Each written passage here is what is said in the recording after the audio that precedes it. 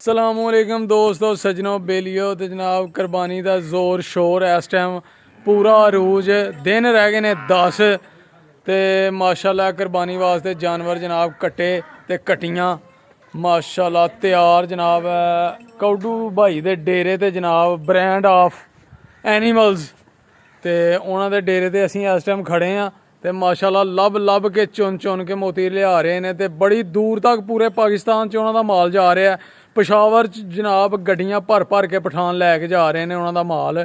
ते माशाल्लाह कट्टे जनाब वेखो ते इस टाइम फिर वो गेदे ने पिंडां दे विच विजिट करन जानवरां नूं लब लब के लिया रहे ने ते डेरे नूं सजा रहे ने माशाल्लाह माशाल्लाह ते वेखो जनाब क्या बात है रौनकां लगी दियां ने ते मजीद जनाब उन्हां नाल राबता करन वास्ते साडे चैनल दा विजिट करो सबसक्राइब करो साडे चैनल नूं